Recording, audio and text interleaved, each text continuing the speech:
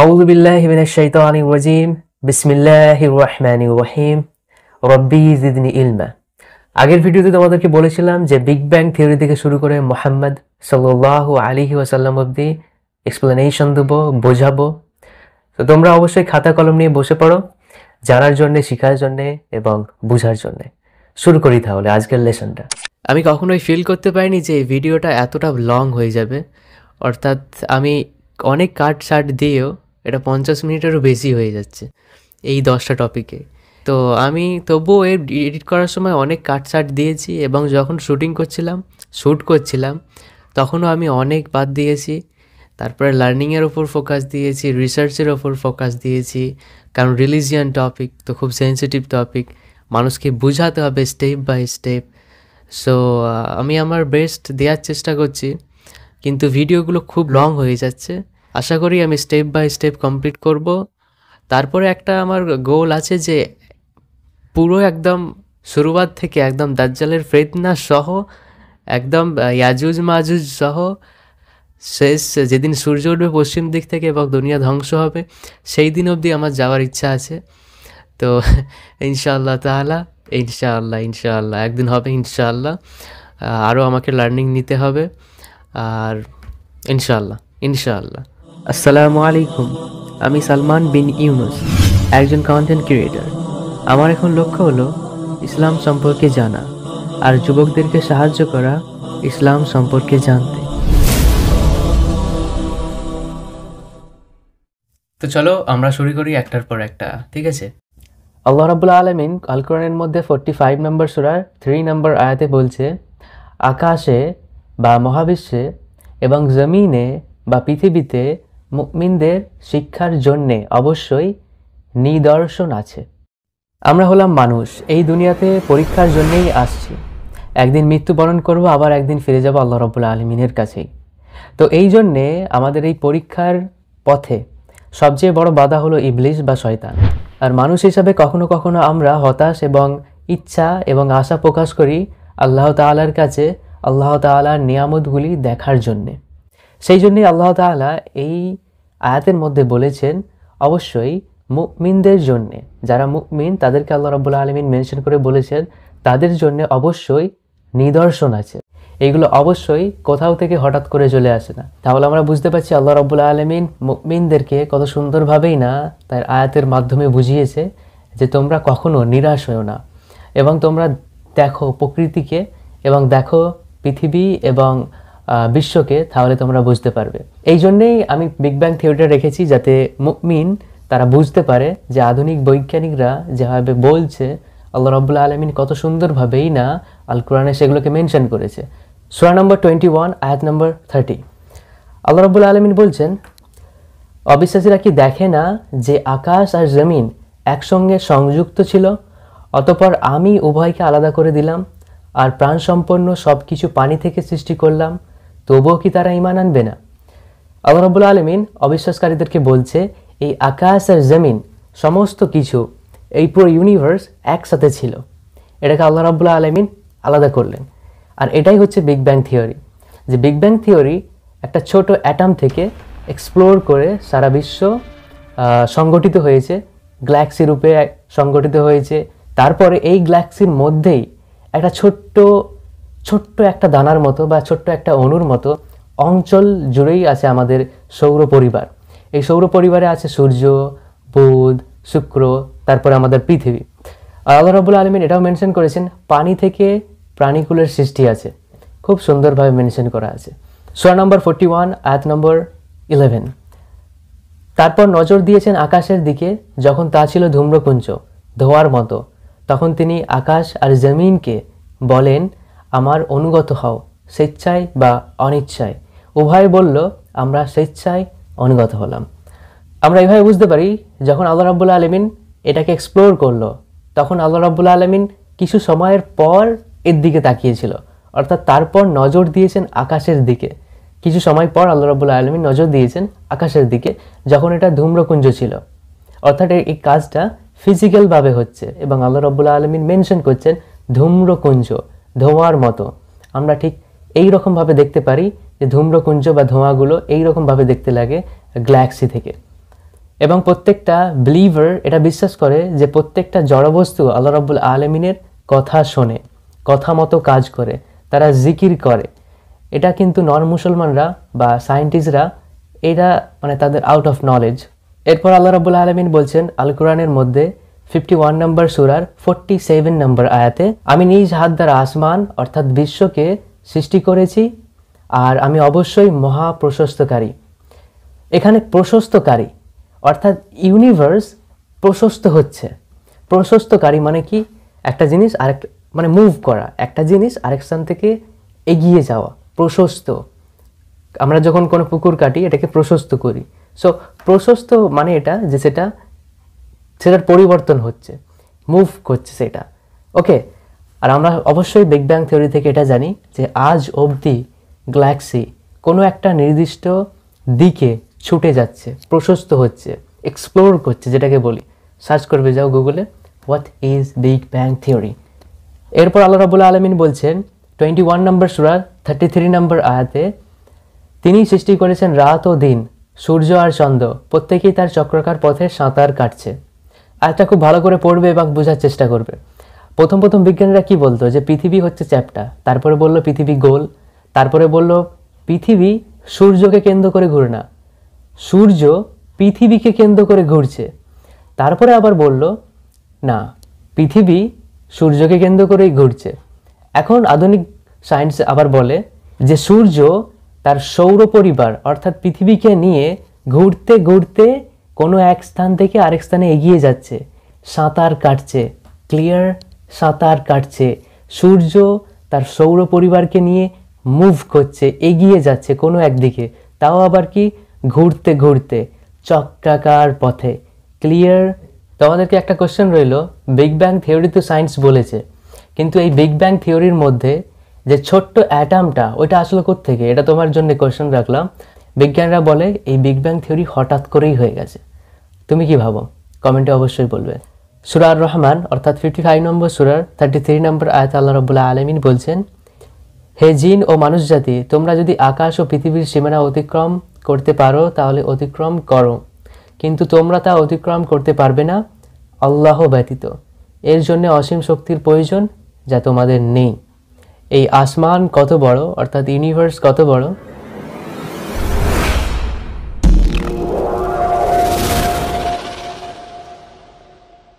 তোমার মতে কি মনে হয় যে 1400 বছর আগে এই আল কোরআন এত সুন্দরভাবে মেনশন করেছে? আল্লাহু আকবার, আশহাদু আল্লা ইলাহা ইল্লাল্লাহ, আশহাদু আন্না মুহাম্মাদান আবদুহু ওয়া রাসূলুহু। আল্লাহ রাব্বুল আলামিন 79 নম্বর সূরার 31 নম্বর আয়াতে বলছেন, তিনি তার ভেতর থেকে বের করেছেন তার পানি ও তার তৃণভূমি। তার ভেতর থেকে বের করেছেন তার পানি ও তার তৃণভূমি। বুঝতে পারছো? এটা ফিজিক্যাল ওয়ার্ক হয়েছে। সো তুমি কি বুঝতে পারছো? হ্যাঁ, আমি ওটাই বলছি। H2O জল, হাইড্রোজেন অক্সিজেন মিলিত হয়ে জল, তারপরে যে প্রাণীকুলের সৃষ্টি এবং এই তৃণভূমির সৃষ্টি পানি থেকে। বুঝতে পারছো? তার ভিতর থেকে তার ভিতর। এরপরের আয়াতে আল্লাহ রাব্বুল আলামিন বলছেন 24 নম্বর সূরার 45 নম্বর আয়াতে, আল্লাহ পানি হতে সমস্ত জীব সৃষ্টি করেছেন, কতক পেটের ভরে চলে, কতক 2 পায়ের ওপর চলে আর কতক 4 পায়ের ওপর চলে। আল্লাহ যা চান তাই সৃষ্টি করেন। আল্লাহ সর্ববিষয়ের ওপর সর্বোচ্চ ক্ষমতার অধিকারী। আল্লাহু আকবার, আল্লাহু আকবার। বলেছেন পেটে ভর দিয়ে চলে কিছু কিছু প্রাণী, কতকগুলো 2 পায়ে চলে, কতকগুলো 4 পায়ে চলে। কি বুঝলে তুমি? আর এই সমস্ত কিছু আল্লাহ রাব্বুল আলামিন পানি থেকে সৃষ্টি করেছেন। ইম্পর্টেন্ট, 1400 বছর আগে আল কোরআন বলছে। এই আয়াতে আল্লাহ রাব্বুল আলামিন বলছেন 30 নম্বর সূরার 30 নম্বর সূরার 11 নম্বর আয়াত, আল্লাহ সৃষ্টির সূচনা করেন, অতঃপর তিনি তার পুনরাবৃত্তি করবেন, অতঃপর তার দিকেই তোমাদেরকে ফিরিয়ে আনা হবে। কি বুঝলে তুমি? পুনরাবৃত্ত অর্থাৎ কোনো আল্লাহ রাব্বুল আলামিন কোনো কিছুকে সৃষ্টি করলে তার পুনরাবৃত্তি ঘটান। আমরা দেখতে পাই সৌর জগতেও এই পুনরাবৃত্তি হয়, গ্রহ সৃষ্টি হয়, এবং মানুষের মধ্যেও মানুষের পুনরাবৃত্তি হয়, পশুর মধ্যেও পশুর পুনরাবৃত্তি হয়, অর্থাৎ পুনরাবৃত্তি জেনারেশনের আল্লাহ সৃষ্টি করে দেয়। আল্লাহু আকবার, আল্লাহু আকবার। এরপর আল্লাহ রাব্বুল আলামিন বলছেন 19 নম্বর সূরার 67 নম্বর আয়াত, মানুষ কি স্মরণ করে না যে আমি পূর্বে তাকে সৃষ্টি করেছি আর সে তখন কিছুই ছিল না। এক সময় মানুষের এমন একটা সময় গেছে, মানুষ তখন উল্লেখযোগ্যের মতো কিছুই ছিল না। আগের ভিডিওতে আমরা আলোচনা করেছিলাম বিগ ব্যাং থিওরি, অর্থাৎ মহাবিশ্বের শুরুয়াত থেকে ওয়াটার ইন লাইফ, জলেতে যে জীব বা জলেতে যে প্রাণের আবির্ভাব, এতদূর অবধি। কিন্তু আজকে আমরা ফার্স্ট হিউম্যান, অর্থাৎ যেটা আমি বলেছিলাম পার্ট 1-এ, যে ফার্স্ট হিউম্যান থেকে আমরা মুহাম্মদ সাল্লাল্লাহু আলাইহি ওয়াসাল্লাম অবধি এগিয়ে যাব, অর্থাৎ আদম আলাইহিস সালাম থেকে মুহাম্মদ সাল্লাল্লাহু আলাইহি ওয়াসাল্লাম। তো আমরা চলে আসি 4 নম্বর পয়েন্টে, আদম আলাইহিস সালামের কাহিনীতে। আদম আলাইহিস সালামের কাহিনী কিন্তু অনেকই বড়, কিন্তু আমি তোমাদেরকে কোরআনের একটা আয়াত মেনশন করে একটু হালকাভাবে বলে দিচ্ছি যাতে তোমরা বুঝতে পারো। আমরা বিশ্বাস করি পৃথিবীতে পানি থেকে কিছু প্রাণী সৃষ্টি হয়েছে, বাট মানুষ পানি থেকে সৃষ্টি হয় না। ঠিক আছে, মানুষকে আল্লাহ রাব্বুল আলামিন সেন্ড করেছেন, পাঠিয়েছেন এই পৃথিবীতে। আদম আলাইহিস সালাম এবং মা হাওয়াই ছিলেন প্রথম পুরুষ, ফার্স্ট হিউম্যান হিসাবে আমরা ধরি। তো চলো জানি এটা সম্পর্কে। 2 নম্বর সূরার 35 নম্বর আয়াত আল্লাহ রাব্বুল আলামিন বলছেন, আমি বললাম হে আদম, তুমি ও তোমার স্ত্রী জান্নাতে বসবাস করো এবং যেখানে যা ইচ্ছা খাও, কিন্তু এই গাছের নিকটে যেও না, গেলে তোমরা সীমালঙ্ঘনকারীদের মধ্যে শামিল হবে। আল্লাহ রাব্বুল আলামিন আদম আলাইহিস সালামকে বলেছিলেন এবং মা হাওয়াকেও বলেছিলেন, কিন্তু শয়তান এখানে অশোয়াশা দেয়।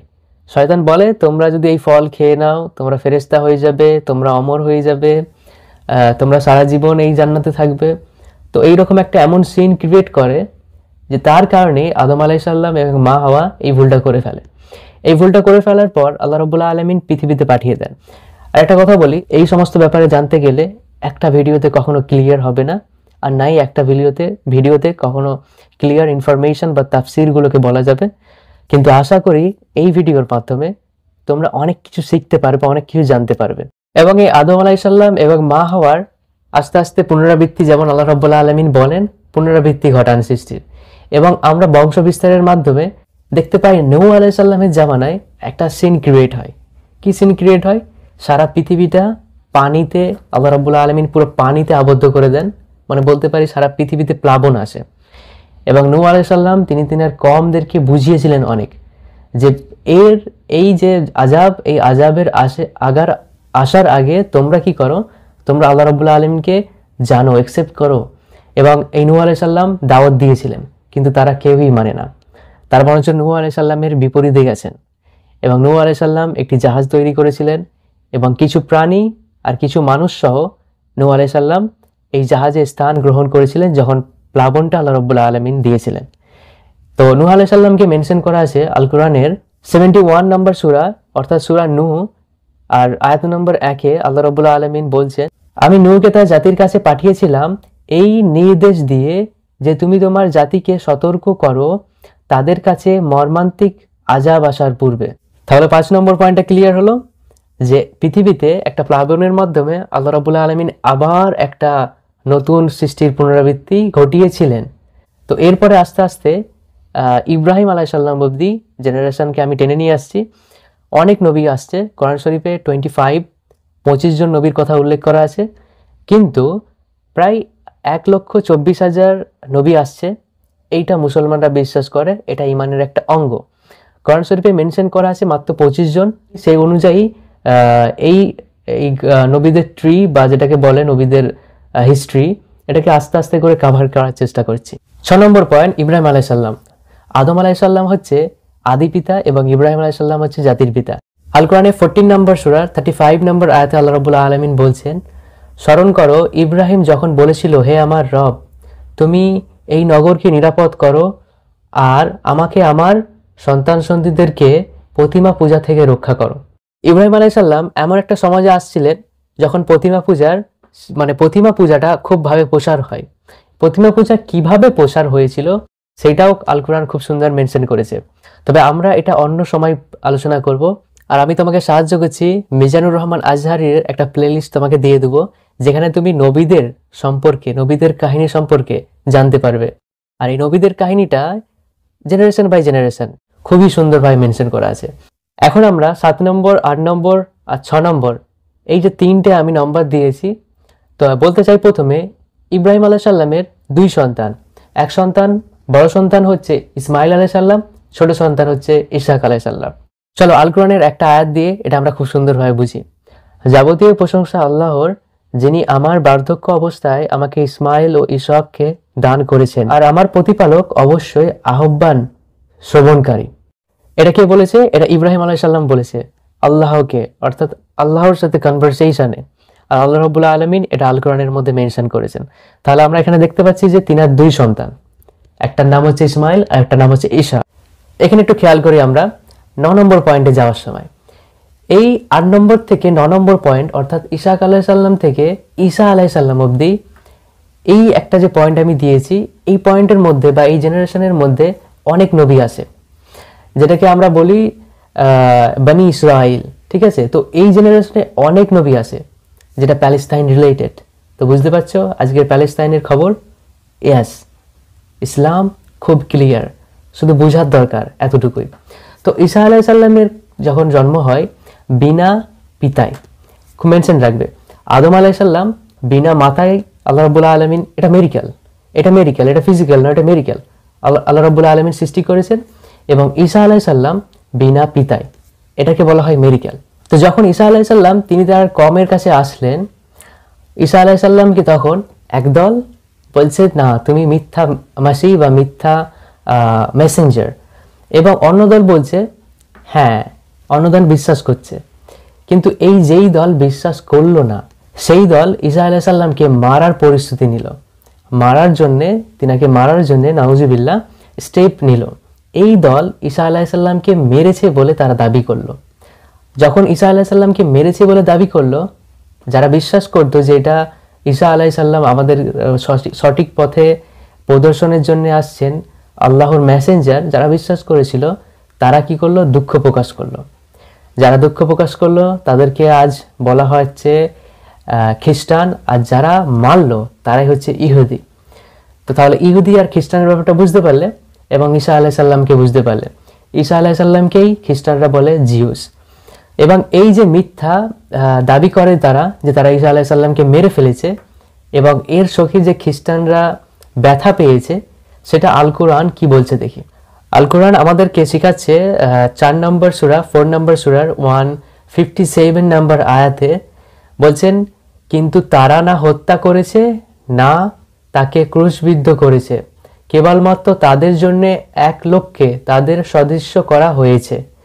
আর যারা এই বিষয়ের মতভেদ করেছে তারা এই সম্পর্কে সন্দেহে পতিত আছে।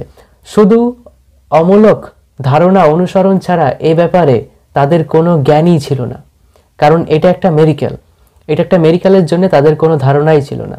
এটা নিশ্চিত সত্য যে তারা তাকে হত্যা করেনি।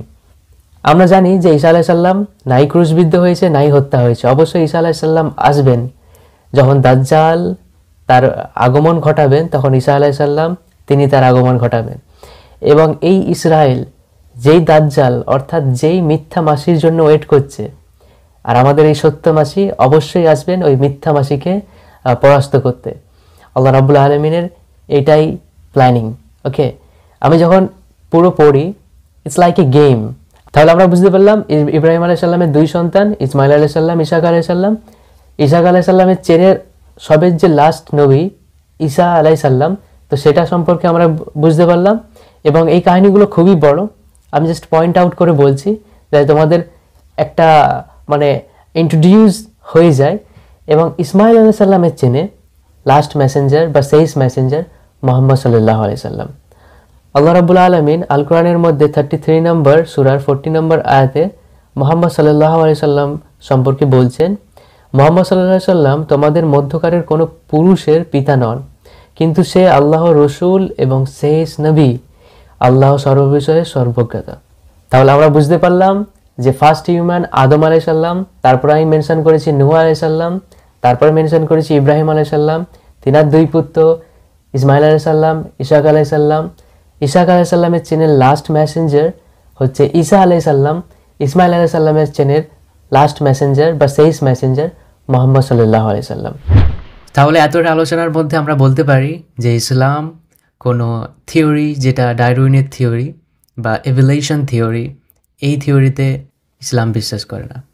অর্থাৎ ইসলাম বাঁদর থেকে মানুষের বিবর্তন বা রূপান্তরিত বা পরিবর্তন এটাতে বিশ্বাস করে না। প্রথম মানুষ আদম আলাইসাল্লাম। আল্লাহ রাব্বুল আলামিন মহাবিশ্বের সৃষ্টির পর মানুষকে সৃষ্টি করেছেন, এবং মানুষকে সৃষ্টি করার পর আল্লাহ রাব্বুল আলামিন এই মানুষকে পরীক্ষার জন্য পৃথিবীতে পাঠিয়েছেন। পৃথিবীতে পরীক্ষা কি? সঠিক বা ভুল, সত্য মিথ্যে, এটাকে আল্লাহ রাব্বুল আলামিন তাদেরকে চেনার জন্যে, বুঝার জন্যেই আল্লাহ রাব্বুল আলামিন পৃথিবীতে পরীক্ষার জন্য পাঠিয়েছেন। কিন্তু মানুষ এই পৃথিবীতে আসার পর বৈচিত্র্যময় পৃথিবীকে দেখে পৃথিবীর মায়ায় পড়ে নিজেদের পরীক্ষার কথাই ভুলে যায়, যতক্ষণ না তাদের মৃত্যু আসে। আর এই মৃত্যু আসার পর তারা সত্যকে অনুভব করতে পারে যে আসল সত্য কি ছিল, যেটা তারা ভুলে গিয়েছিল। আর এই হলো সেই পৃথিবী, যেই পৃথিবীর মায়ায় মানুষ পড়েছিল। এই পৃথিবী কতটাই না ছোট, কতটাই না ক্ষুদ্র এই মহাবিশ্বের তুলনায়। তাহলে এই পৃথিবীর জন্যেই আমরা আমাদের সারাটা জীবন ব্যয় করে দিই, আর এটাই আমরা সবচেয়ে বড় ভুল কাজ করি। পৃথিবীতে মানুষের রহস্য সম্পর্কে আলোচনা করেছিলাম, সেখানে জেনারেশন, নবীদের চেইন বা নবীদের জেনারেশন সম্পর্কে একদম মুহাম্মদ সাল্লাল্লাহু আলাইহি ওয়াসাল্লাম দিয়ে আমি আসছিলাম।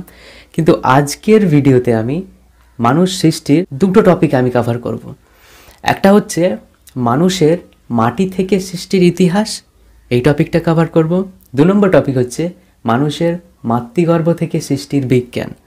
তাহলে এই দুটো টপিক যদি আমরা কভার করতে পারি, যে আমরা মানুষ সৃষ্টির সম্পর্কে একটা সম্পূর্ণ নলেজ পাবো বা একটা লজিক্যালি জ্ঞান পাবো, ঠিক আছে? আর ইনশাআল্লাহ তাআলা এই ভিডিওটা অবশ্যই পুরোটা দেখবে আর বোঝার চেষ্টা করবে 1400 বছর আগের আল কোরআন আর আজকের আধুনিক বিজ্ঞান মানে কিভাবে এতটা সাদৃশ্য হতে পারে। ইনশাআল্লাহ তাআলা এই ভিডিওতে আমরা আলোচনা করতে যাচ্ছি। যাই হোক, সময় থাকি সত্যকে বোঝার জন্যে, জানার জন্যে বা চিনার জন্যে আমরা আল কোরআন থেকে আলোচনা করব, যাতে তোমরা বুঝতে পারো যে আল্লাহ রাব্বুল আলামিন কত সুন্দর নিদর্শনগুলোকে তুলে ধরেছেন আমাদের কাছে। তাহলে 1 নম্বর পয়েন্টে আসি, মানুষের মাটি থেকে সৃষ্টির ইতিহাস। আল্লাহ রাব্বুল আলামিন 38 নম্বর সূরার 71 নম্বর আয়াতে বলছেন, স্মরণ করো যখন তোমার রব ফেরেশতাদের উদ্দেশ্যে বলেছিলেন আমি মাটি হতে মানুষ সৃষ্টি করব। তাহলে আল্লাহ রাব্বুল আলামিন মানুষ সৃষ্টি করার আগে তিনি ডিসিশন নিয়েছিলেন যে মানুষ সৃষ্টি করবেন, আর সেটাই ফেরেশতাদেরকে তিনি শোনাচ্ছিলেন। এরপরে আমরা 32 নম্বর সূরার 7 নম্বর আয়াতে দেখব, যিনি তার প্রতিটি সৃষ্টিকে সুন্দর করে সৃষ্টি করেছেন এবং কাদা মাটি থেকে মানুষের সৃষ্টির সূচনা করেছেন। তাহলে আল্লাহ রাব্বুল আলামিন আমাদেরকে ক্লিয়ারভাবে বলছেন কাদা মাটি থেকে মানুষের সৃষ্টির সূচনা করেছেন। প্রত্যেকটা মুসলমান জানে আদম আলাইহিস সালাম মাটির তৈরি। তাহলে আল্লাহ রাব্বুল আলামিন বলছেন মাটি থেকে সৃষ্টির শুরুয়াত করেছেন। এরপরে আয়াতের আমরা যদি দেখি তাহলে আরও আমাদের ক্লিয়ার ইনফরমেশন পাবো। তারপর তিনি তার বংশধর সৃষ্টি করেন তুচ্ছ তরল পদার্থের নির্যাস থেকে। তাহলে আল্লাহ রাব্বুল আলামিন এই বংশ বিস্তার, যেটা আমি আমার আগের ভিডিওতে পৃথিবীতে মানুষ সৃষ্টির রহস্যতে আল্লাহ যা চান তাই সৃষ্টি করেন, যে ফার্স্ট হিউম্যান আদম আলাইহিস সালাম, লাস্ট মেসেঞ্জার বা শেষ মেসেঞ্জার মুহাম্মদ সাল্লাল্লাহু আলাইহি সাল্লাম। আমরা বিশ্বাস করি পৃথিবীতে পানি থেকে কিছু প্রাণী সৃষ্টি হয়েছে, বাট মানুষ পানি থেকে সৃষ্টি হয় না। আল্লাহ সৃষ্টির সূচনা করেন, অতঃপর তিনি তার পুনরাবৃত্তি করবেন, অতঃপর তার দিকেই তোমাদেরকে ফিরিয়ে আনা হবে। যে বংশ বিস্তারের মাধ্যমে আল্লাহ রাব্বুল আলামিন পৃথিবীতে এই আজকের দিনে 8 বিলিয়ন 800 করোড় মানুষের সমাগম তৈরি করেছেন। তাহলে আমরা বুঝতে পারলাম যে মানুষ সৃষ্টি আল্লাহ রাব্বুল আলামিন মাটি থেকে করেছিলেন। প্রথম ব্যক্তি ছিলেন বা প্রথম ফার্স্ট হিউম্যান ছিলেন আদম আলাইহিস সালাম। 2 নম্বর পয়েন্ট, মানুষের মাতৃগর্ভে থেকে সৃষ্টির বিজ্ঞান। আল্লাহ রাব্বুল আলামিন 22 নম্বর সূরার 5 নম্বর আয়াতে বলছেন, হে মানবজাতি, যদি তোমরা পুনরুত্থানের ব্যাপারে সন্দেহে থাকো। হে মানবজাতি, প্রত্যেকটা মানুষকে আল্লাহ রাব্বুল আলামিন এখানে বলছেন, শুধু মুসলমানদেরকে নয়, প্রত্যেকটা মানুষকে আল্লাহ রাব্বুল আলামিন বলছেন, তবে নিশ্চয়ই জেনে রেখো আমি তোমাদেরকে মাটি থেকে সৃষ্টি করেছি, তারপর শুক্র থেকে, তারপর আলাকা থেকে, তারপর পূর্ণাকৃতি বিশিষ্ট অথবা অপূর্ণাকৃতি বিশিষ্ট বস্তু থেকে তোমাদের নিকট বিষয়টি সুস্পষ্ট রূপে বর্ণনা করার নিমিত্তে আর আমি যা ইচ্ছা করি তা একটি নির্দিষ্ট কাল পর্যন্ত মাতৃগর্ভে অবস্থিত রাখি। আল্লাহু আকবার। কত সুন্দর ক্লিয়ার ইনফরমেশন আল্লাহ রাব্বুল আলামিন এই আয়াতের মধ্যে বলেছেন।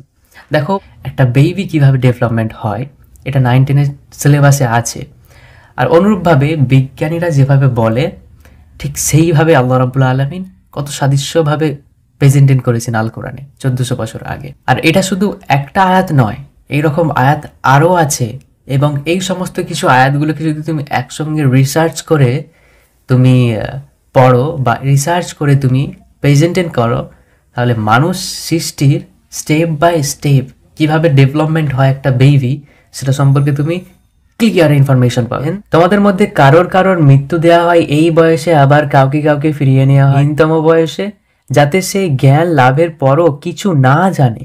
তুমি জমিনকে দেখতে পাও শুষ্ক অবস্থায়, অতঃপর যখনই আমি তাতে পানি বর্ষণ করি তখন তা আন্দোলিত ও স্ফীত হয় এবং উদ্যোগ করে সকল প্রকার সুদৃশ্য উদ্ভিদ। এটাই হলো 22 নম্বর সূরার 5 নম্বর আয়াতটি। দেখো আল্লাহ রাব্বুল আলামিন কত সুন্দরভাবে স্টেপ বাই স্টেপ আমাদেরকে বুঝিয়েছেন। যারা এই সমস্ত বিষয় খুব ডিপলি ভাবে চিন্তা না করে তাদের মাথায় আসবে না, সত্যি বলছি আমি। এই সূরার যদি আমি আরও কিছু আয়াত পড়ি তাহলে তোমাদের মধ্যে একটা আলাদাই জাগরণ সৃষ্টি হবে, যেটা আমি নিজে ফিল করেছিলাম। ইনশাআল্লাহ তাআলা তোমাদের মধ্যে সত্য মিথ্যে এই সমস্ত জিনিসগুলো আস্তে আস্তে ক্লিয়ার হবে। ভাই তুমি যদি হেদায়েতের জন্য এক পা এগিয়ে যাও, আল্লাহ রাব্বুল আলামিন অবশ্যই তোমাকে সাহায্য করবে। এই জন্য আমি এর পরের আয়াতগুলোকে তোমাকে পড়ে শোনাচ্ছি, যাতে ওই হেদায়েতের নজর দিয়ে তুমি দেখতে পারো। 22 নম্বর সূরার 6 নম্বর আয়াতে আল্লাহ রাব্বুল আলামিন বলছেন, এটি এই জন্যে যে আল্লাহই সত্য এবং তিনি মৃতকে জীবন দান করেন এবং তিনি সব কিছুর ওপর ক্ষমতাবান। খুব কেয়ারফুল রাখবে যে আল্লাহ রাব্বুল আলামিন এই একটা বেবি ডেভেলপমেন্টের ব্যাপারটা কত সুন্দরভাবে বলার পর তিনি বলছেন তিনি জীবন এবং তিনি মৃত্যু দানকারী, আর কিয়ামত আসবেই, এতে কোনো সন্দেহ নেই, এবং কবরে যারা আছে নিশ্চয় আল্লাহ তাদের পুনরুত্থান করবেন।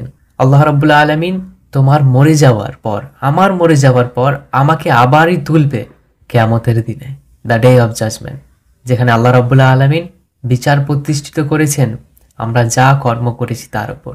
এরপরের আয়াতে আল্লাহ রাব্বুল আলামিন বলছেন, তবুও মানুষের মধ্যে কতক আল্লাহর সম্পর্কে বিতর্ক করে কোনো জ্ঞান ছাড়া, আল্লাহু আকবার, কোনো হেদায়েত ছাড়া এবং দীপ্তিমান কিতাব ছাড়া। আল্লাহ রাব্বুল আলামিন বলছেন তবুও মানুষের মধ্যে আল্লাহ সম্পর্কে অনেকে বিতর্ক করে। কেমনভাবে বিতর্ক করে? কোনো জ্ঞান ছাড়া, তাদের কোনো জ্ঞান ছাড়াই তারা বিতর্ক করে এক আল্লাহ রাব্বুল আলামিনের প্রতি, এবং কোনো হেদায়েত ছাড়াই, তারা হেদায়েত না পেয়ে, অর্থাৎ তারা যাকে ফলো করে তারা ওই রিলেটেড সম্পর্কে কোনো জ্ঞান রাখে না, হেদায়েত রাখে না। আর এইটাই আল্লাহ রাব্বুল আলামিন এখানে বলছেন, এবং কোনো দীপ্তমান কিতাব ছাড়া। একটার পর একটা লাইন কত সুন্দরভাবে প্রেজেন্টেন করেছেন, দীপ্তমান কিতাব ছাড়া। দেখো যতই কিতাব বলো ধর্মের, প্রত্যেকটা কিতাব আরেকবার লেখা হয়েছে, মানে পুনরায় লেখা হয়েছে, এবং তাতে কিছু চেঞ্জ করা হয়েছে। আল কোরআন কখনো পুনরায় লেখা হয় না, কখনো চেঞ্জ করা হয় না। আর এটাই তো সত্য। তোমরা যদি এই সমস্ত বিষয়ে ভালো করে জানো, পড়ো, শিখো, তাহলে ইজিলি তোমরা পেয়ে যাবে। সে বিতর্ক করে ঘাড় বাঁকিয়ে মানুষকে আল্লাহর পথ থেকে ভ্রষ্ট করার উদ্দেশ্যে। তার জন্যে রয়েছে দুনিয়াতে লাঞ্ছনা, এবং কিয়ামতের দিনে আমি তাকে গ্রহণ যন্ত্রণা আস্বাদন করব। আমরা অবশ্যই শুনে থাকি একটা লাইন, আল্লাহ ছাড় দেয় কিন্তু ছেড়ে দেয় না। সেই দিন তাকে বলা হবে, এটি তোমার দুই হাত যা পূর্বের প্রতারণ করেছে তার কারণে। আর নিশ্চয় আল্লাহ বান্দাদের প্রতি জুলুমকারী নন। আল্লাহ রাব্বুল আলামিন কোনো বান্দার প্রতি জুলুমকারী নন। আর এই বান্দার উপর যারা জুলুম করে, সেই দিন তাদের এই দুই হাতকে আল্লাহ রাব্বুল আলামিন বলবে, এই দুই হাতের মাধ্যমেই তোমরা জুলুম শুরু করেছিলে। এইভাবেই আমি সুস্পষ্ট আরূপে তা কুরআনে নাজিল করেছি। আর আল্লাহ নিঃসন্দেহে যাকে ইচ্ছা হেদায়েত দান করেন। তুমি একবার সারা পৃথিবীটার দিকে তাকাও, সারা ইউনিভার্সিটির দিকে তাকাও, তারপরে তুমি আল্লাহ রাব্বুল আলামিনের অস্তিত্বের কথা ভাবো।